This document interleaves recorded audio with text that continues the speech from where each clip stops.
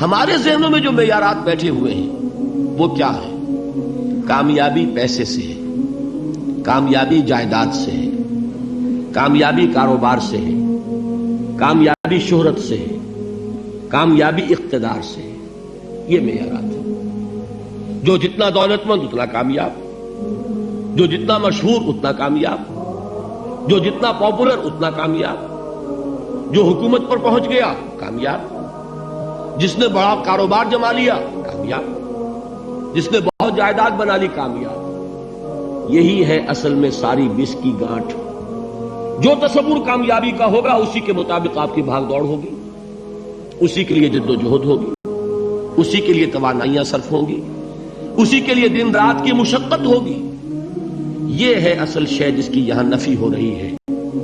کامیابی دولت سے نہیں، کامیابی شہرت سے نہیں، کامیابی اقتدار اور طاقت اور حکومت سے نہیں، بلکہ کامیابی ہے ایمان سے، عمل صالح سے، تواصی بالحق سے، تواصی بالصبر سے. آپ غور کیجئے اس نقطہ نظر کا، اس ایٹیچیوڈ کا، یہ جو مینٹل ایٹیچیوڈ ہے اس کا بدل جانا ہی انسانی شخصیت کے اندر انقلاب برپا کرے گا. اب آپ کا نتیجہ کیا نکلا؟ اگر تو دولت سے کامیابی ہوتی تو قارون بہت کامیاب تھا، اگر حکومت سے کامیابی ہوتی تو فرعون اور نمرود بہت کامیاب تھے. کامیابی ان سے نہیں ہے. کامیابی انسان دولت میں قارون کی دولت تک پہنچ جائے اور دنیا میں دبدبہ اور اقتدار اور سلطنت اور حکومت کے اعتبار سے وہ نمرود اور فرعون کا مقام حاصل کر لے، وہ ناکام ہے، خائب ہے، خاسر ہے، برباد ہے.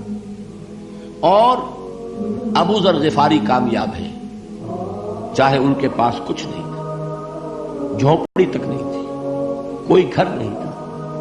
حضور نے فرمایا ہے اللہ کے کچھ بندے ایسے ہوتے ہیں جو کسی محفل میں جانا چاہیں تو انہیں اجازت نہ ملے، جو کہیں اگر رشتہ کرنا چاہے کوئی ان سے رشتہ کرنے کو تیار نہ، کہیں کوئی سفارش کرنا چاہے تو ان کی کوئی بات ہی نہ سنے.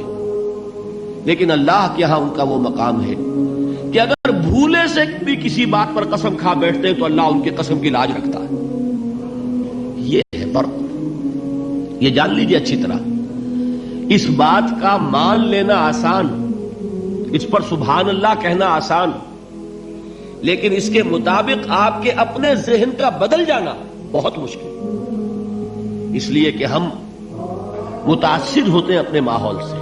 وہ بڑا محل ہے، دیکھ کر ایک دفعہ جھجری آتی ہے، وہ بڑی سی 20 فٹ لمبی کار سناٹے کے ساتھ آپ کے پاس سے گزر گئی. ایک دفعہ اعصاب کے اندر ارتعاش ہوتا ہے، محسوس ہوتا ہے بڑے یہ نصیبے والے لوگ ہیں، بڑے خوش نصیب، بڑے کامیاب. حالانکہ کچھ معلوم نہیں کہ یہی سب سے بڑی بد نصیبی ہو سکتا ہے کہ یہی سب سے بڑی ناکامی ہو. اگر ذہنوں میں یہ بات بیٹھ جائے کامیابی کس شے سے. یہی وجہ دیکھیے قرآن مجید میں بارہا آپ دیکھیں اولئک ھم المفلحون، یہ ہے لوگ کامیاب ہونے والے. آج یہ آپ نے نماز میں وہ آیات سنی، یا ایھا الذین آمنوا ارکعوا واسجدوا واعبدوا ربکم وافعلوا الخیر لعلکم تفلحون. اے ایمان والو، رکوع کرو، سجدہ کرو، اپنے رب کی پرستش اور بندگی کرو اور اچھے کام کرو تاکہ تم کامیاب ہو جاؤ. تو کامیابی کن چیزوں سے ہے؟ یہ ہے سب سے بڑا سبق. یہ ہمارے دل میں اگر بات بیٹھ جائے، ٹھک جائے، تو زندگی بدل جائے گی. صبح و شام بدل جائیں گے، نقشے بدل جائیں گے، بھاگ دوڑ کا رنگ بدل جائے گا، ویلیو سٹرکچر بدل جائے گا.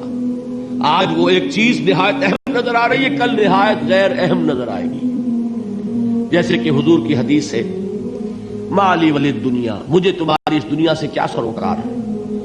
انما مثلی کراکب استظل تحت شجرۃ ثم راح فترکها، میری مثال تو اس سوار کی سی ہے جو تھوڑی دیر کے لیے ایک درخت کے سائے میں ٹھہرتا ہے سستانے کے لیے، پھر وہ اپنا راستہ لیتا ہے. اسے اس درخت سے مستقل تعلق اس کا نہیں ہے، وہ اس کا گھر نہیں، وہ اس کی منزل نہیں. اسی طرح یہ دنیا میرا گھر نہیں ہے.